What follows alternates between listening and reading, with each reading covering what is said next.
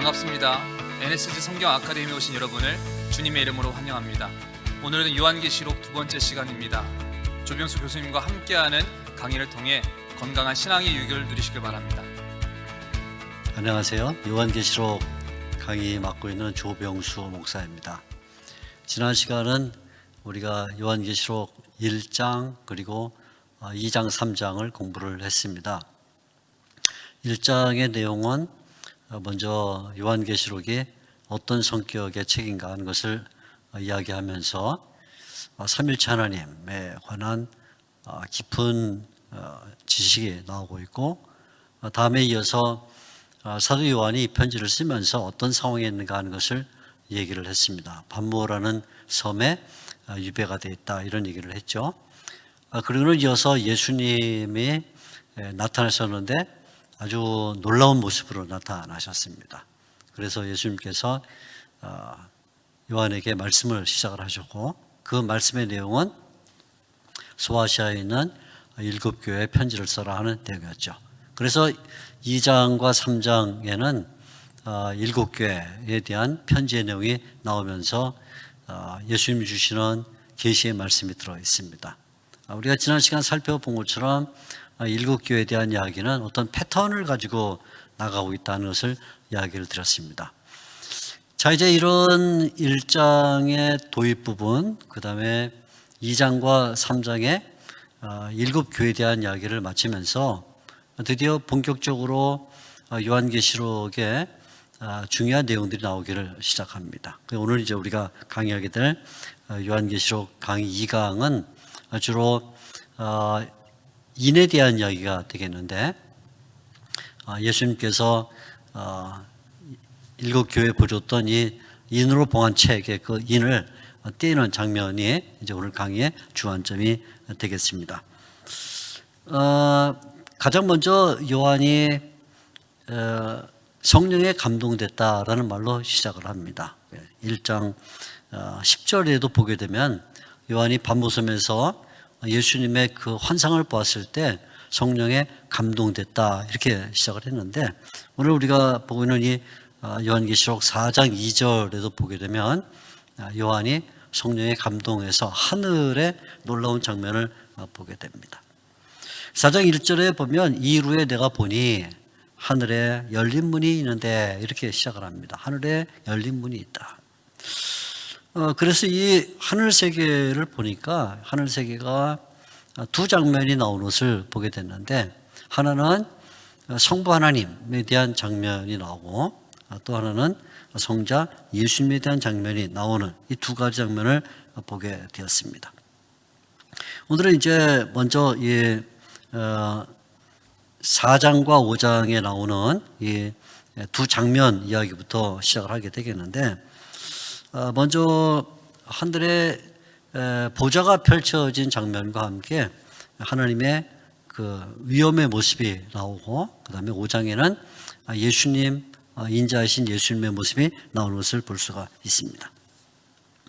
먼저 오늘 우리가 보려고 하는 것은 하늘 세계에 나타난 성부 하나님의 모습이 되겠는데, 4장 전체에 걸쳐서 나오는 이야기라고 보면 되겠습니다. 자, 오늘 이 4장 1절과 2절, 그 다음에 5장에 걸쳐서 보게 되면 요한이 이 환상을 봤을 때 성령에 감동됐다는 말이 나오면서, 그 다음에 보좌에 앉으신 이가 있다, 4장 2절 이렇게 말하는데 이제 성부 하나님을 말하죠. 그리고는 이미 앞에 말씀드린 것처럼 5장에 드디어 어린 양이신 예수님이 나와서 결국 4장과 5장의 그 중심 바닥에는 성령 하나님, 또 성부 하나님, 그리고 성자 예수님, 이런 삼일체 관계 속에서 이야기가 진행이 됩니다. 그러니까 우리가 요한계시록을 읽을 때 절대로 놓치면 안 되는 것이, 이미 앞에 1장 4절에서 5절 본 것처럼 삼일체 하나님에 대한 이야기가 맨 그 기초 바닥에 있습니다. 그리고는 그 위에 성자 예수님에 대한 이야기가 올려져 있고, 그리고 그 위에 교회에 대한 이야기, 그리고 그 위에 신자들이 이 땅에서 어떻게 살아가야 되느냐 하는 이야기가 펼쳐지기 때문에 요한계시록을 통해서 우리가 배워야 될 가장 깊은 내용은 뭐냐면 결국 삼위일체 하나님에 대한 이야기이다. 이걸 잊으면 안 되겠어요. 늘 이 개념을 가지고 접근을 하면 요한계시록이 좀 더 선명하게 드러난다는 것을 말씀을 드리고 싶습니다. 먼저 하늘의 모습이 보이는데 4장 2절 보면 하늘에 보좌를 베풀었고 보좌에 앉으신 이가 있다. 이제 성부 하나님 되겠죠.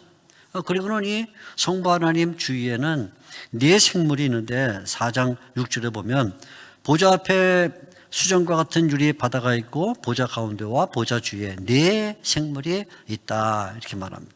그러는 그 네 생물 다음에 누가 있냐면 24장로가 있는데 4장 4절에 나오죠. 또 보좌에 둘러 24보좌가 있고 그 보좌들 위에 24장로들이 이렇게 나옵니다. 그러니까 보면 맨 안에는 핵이죠. 핵에는 성부 하나님 보좌가 있고 그 둘레에는 네 생물이 있고 또 그 둘레에는 24장로가 있다. 이렇게 나옵니다. 가장 먼저 하나님을 설명하면서 하나님은 보좌에 앉으신 분이다. 이렇게 얘기를 합니다. 이 보좌에 앉았다는 말은 하나님이 왕이시다. 그런 얘기가 되겠어요. 그래서 왕의 통치를 보여주는 그 하나의 비유로 보좌에 좌정하고 있다. 이렇게 말하는데 보좌에 좌정하고 있다는 것은 왕의 통치를 말하면서 동시에 이 왕이 얼마나 지존하신가 하는 그 지존성을 보여주고 있습니다. 이사야 선지자가 성전에 들어갔을 때 이사야 6장에 나오는 내용인데요.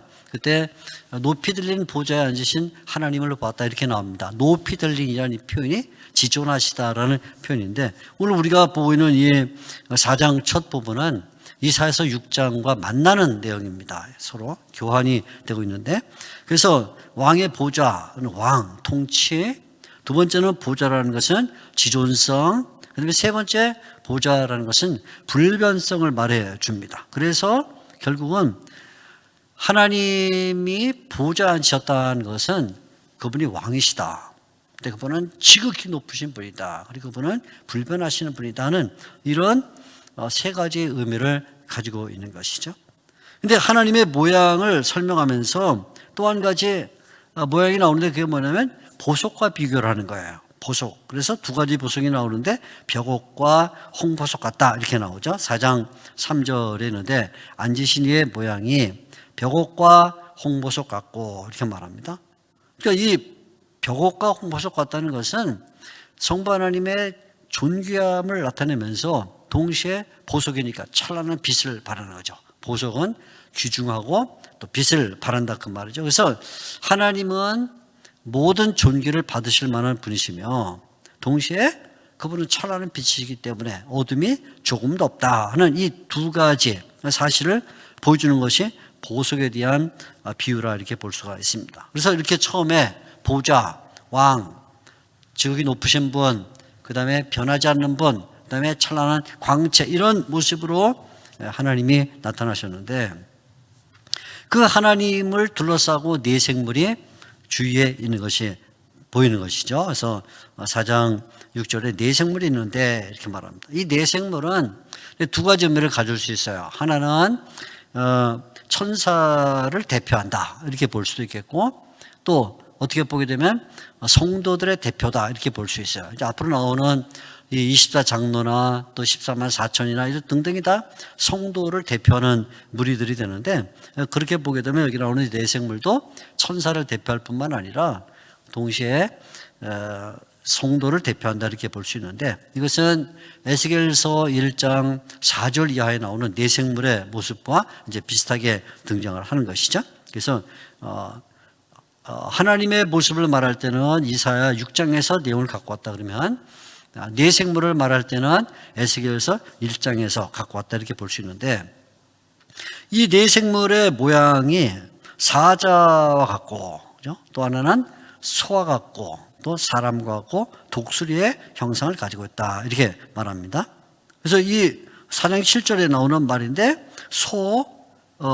사자, 소, 그 다음에 사람, 독수리 이렇게 말하는 것은 어떤 상징성을 갖고 있는데 사자라는 것은 파워, 힘을 나타내고, 그 다음에 손은 섬기는 거죠. 봉사, 서비스를 한다는. 그 다음에 사람은 지혜가 있습니다. 지혜. 그 다음에 독수리는 빠르죠. 그래서 빠름. 그래서 이런 그 신자들이 이 땅을 살아가는 동안에 보여주는 중대한 신앙의 모습들을 힘과 섬김과 지혜와 빠름 이런 것들을 상징을 해주고 있습니다. 그런데 이 내생물은 날면서 놀라운 이야기를 하는 거죠. 그게 뭐냐면 거룩하다 거룩하다 거룩하다라는 노래를 불러요. 8장에 보게 되면 거룩하다 거룩하다 거룩하다. 어디서 들어본 것 같죠?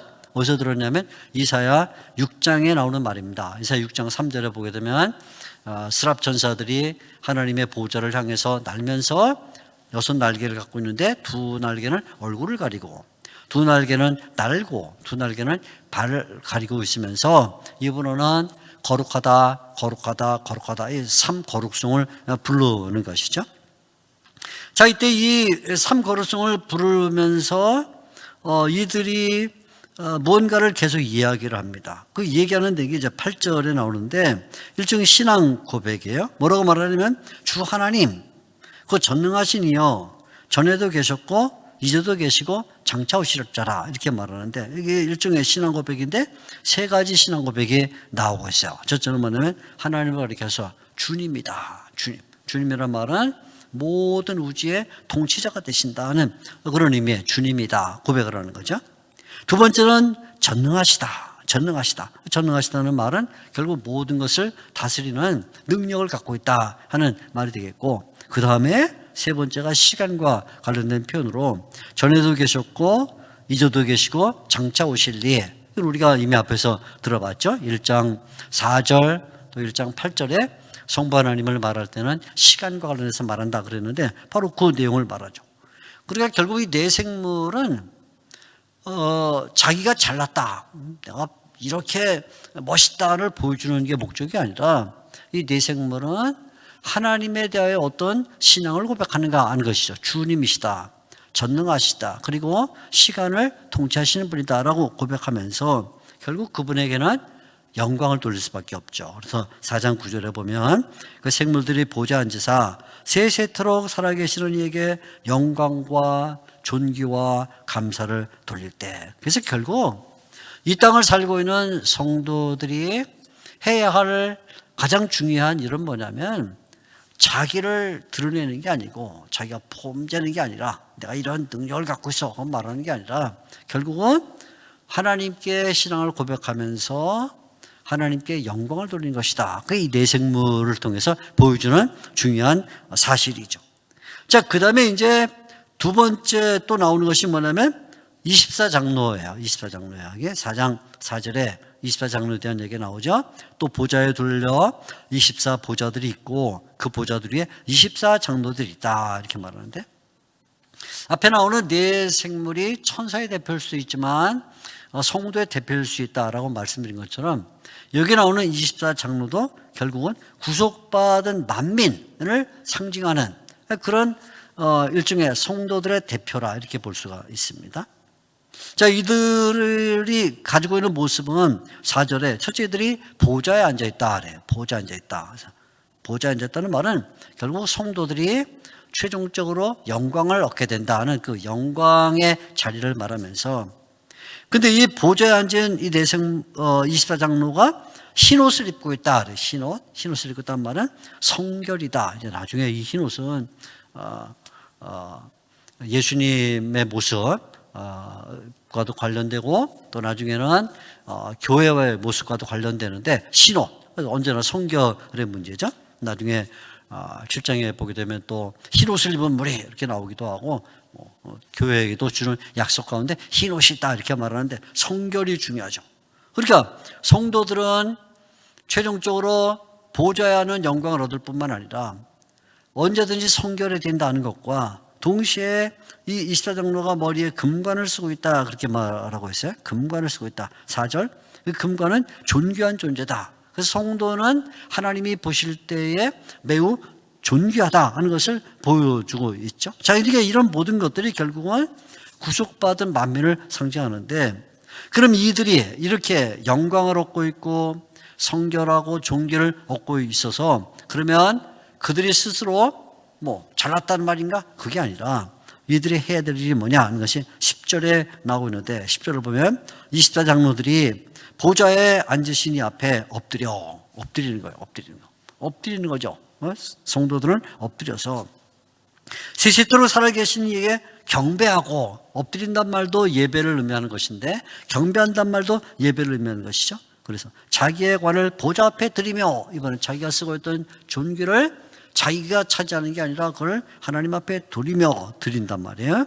이렇게. 그래서 전부 예배의 모습을 말해주고 있어요. 엎드리고 경배하고 드리고, 그 다음에 11절에 보면 찬송을 부르는 것이죠. 찬송을 부릅니다. 그래서 이 찬송 부르는 모습이 나오는데 11절, 주 하나님이여 영광과 존귀와 권능을 받으신 것이 합당하니, 그러면서 또다시 이들도 신앙을 고백하는 거예요. 앞에 나온 이 내생물이 신앙을 고백했던 것처럼 24장로도 신앙을 고백하는데, 첫 번째 고백의 내용이 뭐냐면 주님이시다. 똑같죠. 내생물과 똑같이.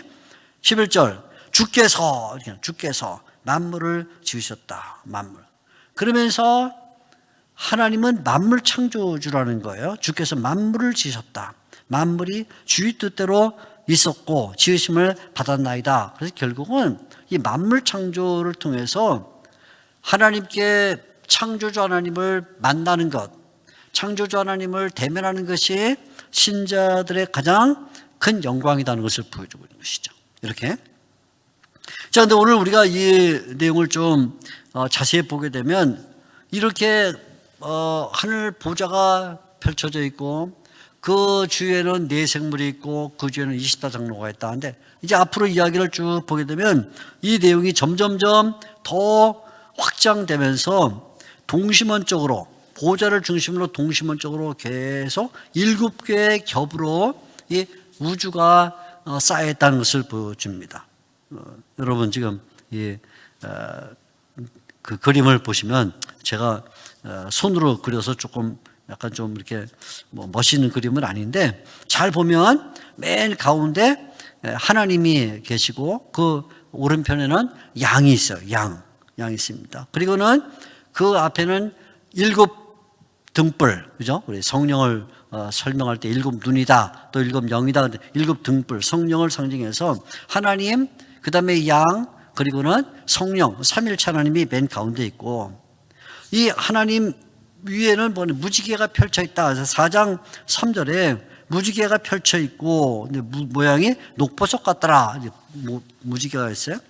그 다음에는 그 삼일체 하나님 앞에서부터 생명의 강이 흘러요. 그건 나중에 이제 22장에 나올 말이지만 22장 1절에 생수의 강이 흐르고, 그 앞에는 뭐냐면 수정바다가 있다. 그래서 4장 6절에 보게 되면 보좌 앞에 수정과 같은 유림바다가 있다. 수정과 같은 유림바다 말은 크리스탈, 수정이란 말이 이게 본래 어떤 헬라어로도 크리스탈인데, 크리스탈 같은 아주 잔잔한 바다가 펼쳐져 있고, 이렇게 삼일체 하나님을 중심으로 해서 무지개가 있고 앞에 생명수강이 흐르고 그 좌우에는 생명나무가 자라고 그 앞에는 수정바다가 있다. 근데 이 삼일체 하나님을 둘러싸고 있는 첫 번째 겹이 뭐냐면 내생물이에요. 내생물. 그 다음에 그 내생물을 둘러싸고 있는 것이 24장로, 그 다음에 24장로를 둘러싸고 있는 것이 조만간에 7장과 14장에 나오게 될 14만 4천 이스라엘 그 지파 이름을 가지고 있는 14만 4천. 그 다음에 그들을 둘러싸고 있는 것이 흰옷을 입은 무리, 그 다음에 그들을 둘러싸고 있는 것이 천군 천사, 그 다음에 맨 외곽에는 만물, 이렇게 됐어요. 그러니까 보세요. 맨 가운데 삼일체 하나님, 그죠? 그 다음에 내생물, 24장로, 그죠? 14만 4천, 흰옷을 입은 무리, 그 다음에 천군 천사, 그 다음에 만물. 그래서 7겹으로 되어 있다. 이렇게 말합니다. 자, 이렇게 이런 이야기를 하는 것은 어떤 중요성을 갖고 있기 때문인데, 이런 중요성을 왜 말하느냐 하면, 이것은 하늘에, 땅에 있는 성소, 우리 땅에 이제 모세가 장막을 짓고 나중에 솔로몬이 또 성전을 짓죠. 그리고는 이제 스룹바벨 등등이 또 제2성전을 짓고 나중에 예수님 당시에는 헤롯 때 제3번째 성전을 이렇게 짓게 되는데, 이 성전이 땅에 있는데 이 땅에 있는 성전은 뭐를 닮았냐면 하늘에 있는 성전을 닮았다. 그걸 보여주려는 거예요. 그래서 여기 그림에 보면 오른쪽 맨 아래에 보면 하늘 성소가 있고 땅의 성소가 있다. 이게 히브리서에 나오는 내용이지만 땅의 성소가 그냥 있는 게 아니라 하늘 성소의 판박이다. 땅의 성소를 보게 되면 하늘 성소를 볼 수 있다. 그래서 이 하나님의 그 보좌의 모습은 결국은 지성소를 닮았고, 지성소. 그 다음에 그 무지개가 있다는 말은 삼색술로 만든 천막이고, 그 다음에 수정바다가 있다는 것은 성전에 들어가기 전에 물두멍이 있는데요. 제사장들이 손을 씻는 물두멍과 같고, 이런 말이죠. 이런 말. 그래서 이런 그 성소의 그 내용을 말해주고 있다. 그래서 하늘 성소와 땅의 성소가 서로 상응한다는 것을 보여주고 있는 것이죠. 자, 이 하늘 보좌의 이 모습에서 가장 중요한 것은 뭐냐면 결국 요한이 눈을 들어서 하늘을 봤을 때 하나님의 보좌가 펼쳐 있다. 그리고 거기에 네 생물, 24장로, 14만 4천, 흰옷을 입은 무리, 그 다음에 천군 천사, 그 다음에 만물이 쭉 둘러싸고 있다는 말은 우주의 중심이 뭐냐? 우주의 중심은 하나님이다. 하나님. 이 우주의 중심이 누구냐? 하나님이시고 하나님이 우주를 통치하시는 분이다. 이걸 보여주려는 것이죠. 하나님이 우주를 통치하시는 분이다. 그러니까 우주는 지구를 중심하는 게 아니라는 말에 잘못하면 우리가 자꾸 이 지구 중심적인 사고를 가지고 나 중심, 그래서 모든 별이 나를 중심으로 해서 돌아가고 모든 우주가 나를 위해서 있는 것처럼 하는 이런 어떤 그 지구 중심적인 사고, 그거 아니다, 그죠? 아니다. 아니면 태양을 중심으로 있느냐? 태양, 천동설, 지동설 뭐 할 때 우리가 아니죠. 네? 태양을 중심으로 해서 지구가 도는 거야, 지동설. 아니야, 지구를 중심으로 해서 태양이 도는 거야, 천동설. 그런 게 아니라 그 말이에요. 그러니까 우주의 중심은 나도 아니고, 우주의 중심은 지구도 아니고, 우주의 중심은 태양도 아니고, 우주의 중심은 다른 게 아니다. 뭐가 중심이냐 하면 하나님만이 중심이다. 이걸 보여주는 거예요. 하나님만이 중심이다. 자, 우리가 이 말씀을 요한계시록을 통해서 잘 배워야 되는 이유는 뭐냐면, 처음에 요한계시록 말씀드렸던 것처럼 요한계시록은 핍박의 상황을 가지고 있습니다. 핍박을 받는 자리에서 나온 그 성경이죠. 핍박을 누가 하고 있죠? 특별히 뭐 유대인들도 핍박을 하지만 이제 유대인들이 핍박하는 거는 유대인들과의 관계, 팔레스타인에 있거나 교회가 아니면 유대인들 회당과 관계될 때 핍박을 받는 것인데, 시간이 지날수록 유대인의 핍박만 있는 게 아니라 로마에 의한 핍박이 있는 거죠. 왜? 복음이 점점점 전파돼서 이방인 세계로 들어가는데 그 이방인 세계의 기반은 로마니까, 로마. 근데 로마는 누구를 믿냐면, 누가 중심이냐면 로마. 모든 길은 로마로 통한다. 그러니까 로마로 통하는데 모든 길은 로마로 통해서 그 로마에 어디로 가느냐? 로마의 황궁으로 가는 거죠. 그 황궁의 자리에 누가 앉아있냐? 로마의 황제가 앉아있는 거예요. 가이사. 로마의 황제가 앉아있는데, 당시에 로마 제국은 황제 숭배를 강조했어요. 황제 숭배. 그래서 황제는 사람이지만 동시에 신이고 주인이에요. 도미누스. 주인입니다. 그래서 온 세계를 다스리는 모든 권한을 누가 갖고 있냐면 로마의 황제가 갖고 있다. 이렇게 생각하는데, 로마의 황제가 갖고 있는데, 그러다 보니까 로마가 식민정책을 써서 뭐 북쪽으로 게르만족, 그 다음에 영국, 그래서 뭐 점점점 이렇게 세계를, 스페인, 고을 지방, 그래서 프랑스 지역 다 차지하게 되면서 결국은 조공을 바치게 하고 모든 집중력을 로마에 갖게 할 때, 로마의 황제 아닌 다른 신들을 로마의 황제보다 높이는 것은 당연히 그건 역적 행위가 되는 것이죠. 그러니까 기독교인들이 결국 왜 핍박을 받느냐 그러면 이 황제가 주인이 돼야 되는데, 황제가 주님, 도미누스가 돼야 되는데, 황제가 아닌 다른 어떤 존재, 예수님, 뭐 삼일체 하나님을 경배하게 될 때 결국 이 로마의 황제가 분격할 수밖에 없고 그에 대해 박해를 갈 수밖에 없죠. 그러나 이때 요한계시록이 이런 상황에서 신자들에게 뭘 알려주냐면 세계의 중심은 나도 아니고 지구도 아니고 태양도 아니다. 심지어는 로마의 황제도 아니다. 로마의 황제가 아무리 젠체라면서 파워를 발동해도 결국은 로마의 황제도 일개 인간에 지나지 않아. 언젠가는 수명을 다하면 끝인 거야. 로마의 황제를 넘어서 진정한 왕, 진정한 통치자는 누구냐? 오직 한 분밖에 없다. 누구냐면 하나님이다. 그래서 요한계시록이 환상을 통해서 신자들에게 그걸 알려주는 거야. 아무리 핍박이 오고 환란이 오고 세상이 소란스럽고 움직이고 지금 우리가 살고 있을 때 감염병, 무슨 패스트, 뭐 전쟁과 기근과 수없이 많은 이런 소란스러운 일들이 일어나도 우리는 하늘을 보면 누가 중심에 있냐? 하나님의 중심이 있다. 그러므로 흔들리지 말아라. 그거죠. 흔들리지 말아라.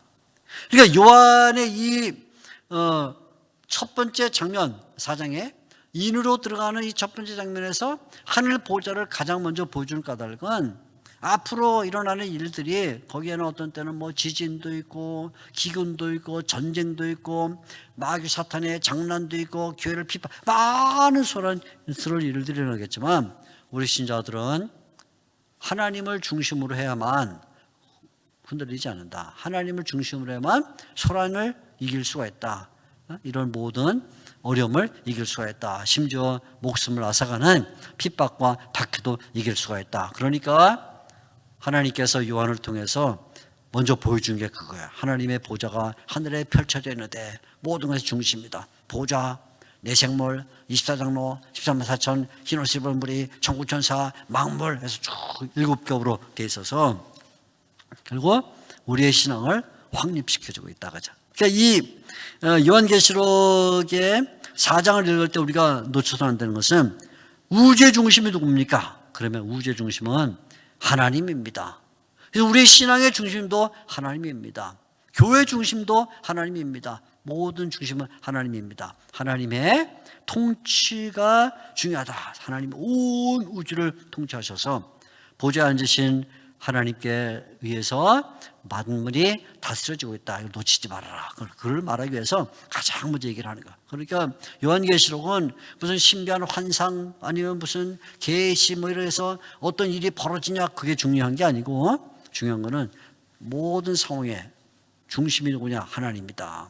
이걸 알려주는 거죠. 이걸. 자, 이런 내용을 먼저 우리가 4장을 통해서 기억을 해야 될 필요가 있습니다. 자, 이제 이 4장이 지나가면 하나님이 우주를 통치하시고 모든 것이 보좌에 앉으신 하나님에 의하여 다스림을 받습니다 하고 말하면 그 다음에 5장으로 넘어가는데 5장에는 이제 예수님에 대한 얘기가 나오는 거예요. 아까 말했죠. 4장 2절에 성령 안에서 성령의 감동을 받아 하나님 성부 하나님의 보좌를 보고 두 번째 5장에서는 성자 예수님의 모습을 봐서 삼위일체의 이 관계가 이루어지고 있다. 이렇게 얘기를 드렸습니다. 자, 이제 5장에 넘어가게 되면 이야기가 어린 양에 대한 이야기로 바뀌는데 어린 양에 대한 이야기가 이제 매우 중요하게 나와요. 자, 어린 양에 대한 이야기 먼저 한번 읽어보겠습니다. 5장 6절 보면 이런 말이 있어요. 내가 또 보니 보좌와 네 생물과 장로들 사이에 한 어린 양이 서 있는데 일찍이 죽임을 당한 것 같더라. 그죠? 어린 양이 나왔어요. 7절 그 어린 양이 나와서 보좌에 앉으신 이의 오른손에서 두루마리를 취하매. 자, 어린 양에 대한 얘기가 나옵니다. 어린 양.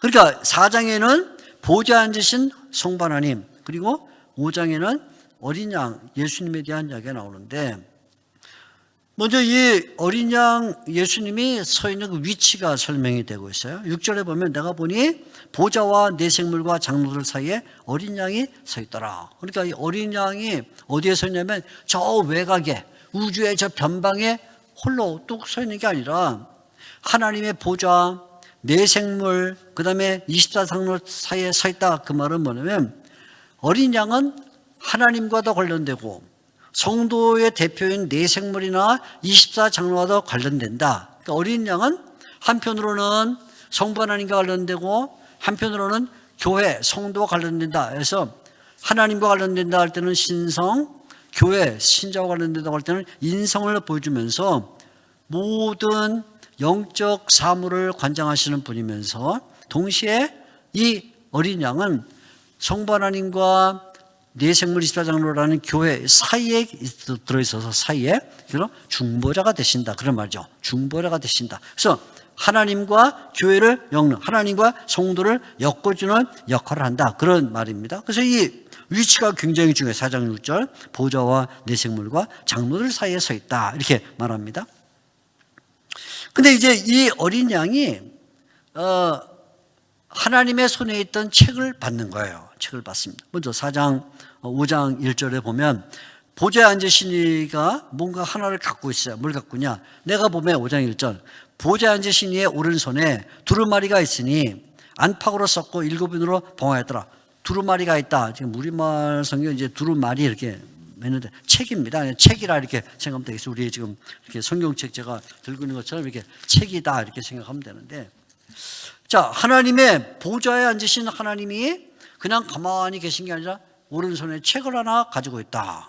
굉장히 특이하죠. 하나님의 막 검을 갖고 있다든가 뭐 별을 갖고 있다는, 하나님이 책을 갖고 있다. 뭐 하나님께서 굉장히 독서를 좋아하셨는지 아무튼 책 읽기를 좋아하셨는지 책을 갖고 있다 그렇게 말합니다. 그런데 이 책의 모양이 설명되는데 이 책은 안팎으로 썼다. 안팎으로 썼다. 안팎으로 썼다는 말은 무슨 얘기냐면 지금 우리 이런 그 성경책처럼 제가 갖고 있는 이런 성경책처럼 결국 책에 이렇게 한쪽 면을 열면 이쪽 면이 있고 반대면에 이쪽 면이 있는 것처럼 이렇게 안팎으로 썼다 이런 말이에요. 그래서 이 지금 하나님의 오른손에 들려져 있는 책은 그냥 둘둘둘만 두루마리라기보다는 두루마리 둘둘둘만 것보다는 우리 책처럼 된 이런 재책 형태의 책이다 이렇게 보는 게 더 좋죠. 안팎으로 썼고, 근데 아무나 읽지 못하도록 7인으로 봉했다. 인이 하나가 아니라 7개로 봉했다는 말은 절대적으로 비밀이다 그런 말이죠. 7인으로 봉해져 있는 그런 책입니다. 이 책에는 하나님의 뜻, 하나님의 계획이 담겨져 있는데, 하나님의 뜻과 하나님의 계획이 담겨 있는데 이 인봉을 떼거나 또는 책을 펴서 읽을 사람이 없다 그거예요. 4절에 그 나오죠. 그 두루마리를 펴거나 보거나 하기 합당한 자가 보이지 아니하기로 내가 크게 울었다. 요한이 그 환상을 보면서 통곡이 나온 거예요. 아, 그걸 누가 좀 읽어줘야 되는데 읽을 수가 없다 그런 말이죠.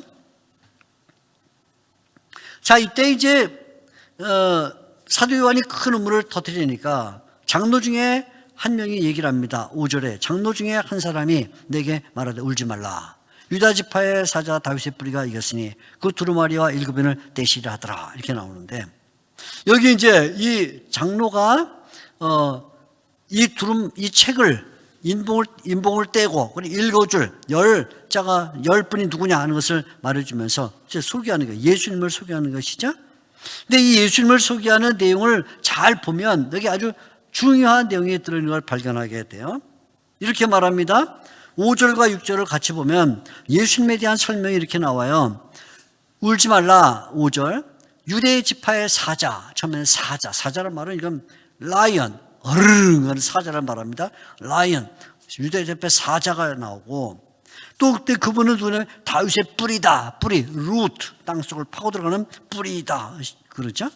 그 다음에 6절에 보니까 내가 또 보니 보좌와 내생물 사이에 장로들 사이에 한 어린 양이 서 있는데 일찍이 죽임을 당한 것 같더라. 그에게는 7뿔과 7눈이 있더라. 이렇게 말해요. 자, 이 5절과 6절에 하나님의 오른손에서 7인으로 봉한 안팎으로 쓴 그 책을 받아서 그분이 누구냐면 예수님이신데, 예수님에 대한 소개가 아주 이상하게 특이하게 나온 거예요. 굉장히 모순적인 얘기들이 반복되고 모순적인 어떤 대조 내용이 나오는데, 예수님을 설명할 때 처음에는 식물과 동물의 대조로 나오고 있어요. 식물과 동물. 자, 식물은 뭐예요? 뿌리다. 뿌리. 이렇게 뭐 뿌리다. 뿌리는 식물이죠. 그죠? 뿌리에서 줄기가 나오고 줄기에서 ip이 나오고 열매를 이렇게 뿌리. 식물인데 또 뭐라고 말하면 그런데 사자다. 사자는 동물이죠. 좀 이상하죠? 뭐 식물로 말하면 식물만 말하든가 동물로 말하면 동물만 말해야 되는데 식물과 동물 대조적으로 말을 해주고 있다 이런 말입니다. 아주 대조적인 내용을 말하면서 첫째, 둘째는 동물에게도 또 대조가 있다는 거예요. 동물 어떻게 나오죠? 사자이면서 동시에 양이다. 그것도 대조적이죠. 패러독스한 거예요. 사자면 그 다음에 뭐 호랑이라든가 아니면 표범이라든가 나오던데 사자인데 동시에 양이다. 이거 어떻게 된 거지? 사자는 어르렁 뭐 굉장히 힘있고 양은 그냥 쫄랑쫄랑 따라가는 이런 존재인데 아니 어떻게 두 개가 조화되지? 뿌리와 사자도 뭔가 대조가 되고 있고, 그죠? 사자와 양도 대조가 되고 있는데 거기다가 또 양을 설명할 때는 뭐라고 말하냐면 양은 7뿔과 7눈을 갖고 있다. 또 이상하죠? 7뿔과 7눈을 갖고 있다. 그래서 이런 그 특이한 설명, 예수님을 이렇게 서로 모순되는 말들로 설명함으로써 결국 예수님은 만물의 주인이다. 그걸 보여요. 만물의 주인. 식물과 동물, 동물 가운데도 강한 동물과 약한 동물, 그리고 살아있는 것과 죽은 것, 모든 것을 다스리는 분이다. 그 만물의 주인이라는 걸 보여주는 게 목적이면서 예수님의 그 계보가 어디에서 나오냐? 그러면 예수님의 계보는 구약성경에 예언된 대로 유다 지파의 다윗 자손으로 온다. 그죠? 그래서 오늘 여기 유다 지파의 사자이면서 다윗의 뿌리다. 유다 다윗의 계보를 따르고, 그런데 다윗의 계보를 따르는 그분은 결국은 신분이 뭐냐? 그 신분은 사자와 같다. 왕이다 그 말이죠. 왕이란 말입니다. 그래서 그 신분은 왕과 같고, 그런데 이 예수님은 죽임당한 어린 양처럼 하나님의 보좌 앞에 들어져 있다. 죽임당한 어린 양처럼 하나님의 보좌 앞에 들어있다는 것은 성전 제사에서 제사장이 양을 도살해서 하나님 앞에 드리는데 예수님이 죽임당한 상태로 하나님의 보좌 앞에 있음으로써 이제는 더 이상 땅에서 양을 죽여서 제사를 드릴 필요가 없다. 예수님이 하나님 앞에 죽임당한 양으로 있으니까. 그래서 영원한 제사가 들어져 있다. 영원성, 영원한 제사가 들어져 있다. 그래서 여기 예수님과 관련해서 계보로는 유대 다윗의 자손이고 신분으로는 왕의 신분, 라이언, 사자와 같은 신분을 갖고 있고 죽임당한 어린 양으로 계속 하나님 앞에 영원한 제사를 드려주고 있기 때문에 그분이 우리의 유일한 중보자이시면서 우리가 이 땅에서 더 이상 양을 드릴 필요가 없단 말이에요. 성전 제사를 드릴 필요가 없다는 이런 논리를 펴고 있는 거죠. 이 말 속에는 뭐가 들어있냐면 결국 예수님 당시에 사도 요한이 살고 있던 이 당시에 유대인들이 여전히 성전에 나가서 제사 드려야만 죄가 용서받는다고 생각하는 것은 이제는 의미가 없다 그거예요. 의미가 없다. 이제 왜? 우리 예수님이 죽임당한 어린 양으로 계속 하나님 앞에 드려져 있기 때문이다. 그러면서 마지막에 이 어린 양에게 7 눈이 있는데 이 눈이 5장 6절이죠. 온 땅에 보내심을 받은 하나님의 7 영이더라 이렇게 말함으로써 결국 이 예수님에게서 성령님이 나오시고 성령님으로 말미암아 온 땅에 보내심을 받는 복음 전파가 가능하게 된다 이렇게 말해서 예수님이 뭐예요? 예수님이 결국 성령님을 보내시는 분이고 성령 보내신 분이고 결국 성령님이 오시게 되면 온 땅에 복음을 전하는 일들이 가능하게 된다 이렇게 말을 해주고 있는 거야. 이게 이 5장에 예수님에 대한 설명이 아주 중요한 내용을 가지고 있습니다. 바로 이런 예수님께서 보좌에 나와서 드디어 책을 받는다는 거죠. 책을 받아요. 그래서 이 책을 받아서 예수님이 열어주는 거예요. 열어줍니다. 그래 열어주기 때문에 드디어 예수님에 의해서 하나님의 계획이 드디어 이 땅에 보여지게 됐다. 계시가 이루어졌다 말이죠. 그래서 감춰져 있던 하나님의 비밀이 예수님으로 말미암아 이제 나타나게 됐다. 이런 놀라운 사건을 보면서 네 생물과 24장로들이 노래를 부르는 거죠. 5장 9절에서부터 이제 찬송이 나오는데 먼저 네 생물과 24장로가 찬송을 부르죠. 그들이 9절 새 노래를 불러 이르되 두루마리를 가지시고 그 인봉을 떼기에 합당하시도다. 일찍이 죽임당하사 각 족속과 방언과 백성과 나라와 가운데서 사람들의 피로 사서 하나님께 드리시고, 첫 번째 찬송의 내용은 뭐냐면 구원을 받는 그것은 우리가 잘나서가 아니다. 그는 예수님께서 피로 우리를 사셨기 때문이다. 9절 끝에 사람들을 피로 사서. 그래서 만민을 구원하는 데는 보혈이 있다. 보혈 이렇게 말하죠. 그 다음에 이어서 12절에는 또 다른 찬송이 나오는데, 큰 음성을 이루되 죽임당하신 어린 양은 능력과 부와 지혜와 힘과 존귀와 영광과 찬송을 받으시기에 합당하도다. 해서 이 피로 구속을 이루신 오직 그 어린 양만이 영광을 받으시기에 합당하다, 이렇게 말하는 거예요.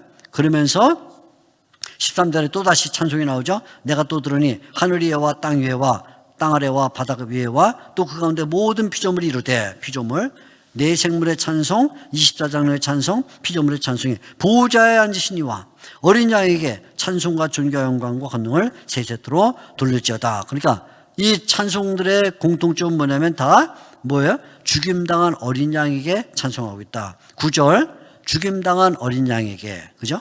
그 다음에 12절 죽임당한 어린 양에게, 그 다음에 또 13절 죽임당한 어린 양에게서 결국 이 하나님의 오른손에서 책을 받아 하나님의 계획을 펼치시는 예수님만이 영광을 바친다, 그런 말인데, 여기에 우리가 4장과 5장을 연결해서 이해를 하게 되면 중요한 건 뭐예요?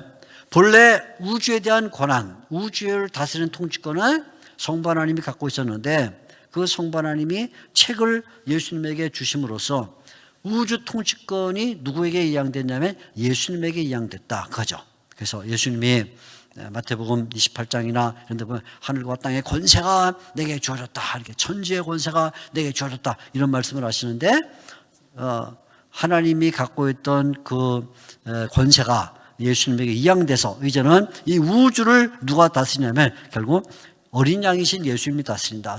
바꿔 말하면 하나님이 어린 양을 통해서 우주를 다스린다. 이게 바로 4장과 5장을 연결시키는 중요한 내용이라 이렇게 볼 수가 있습니다.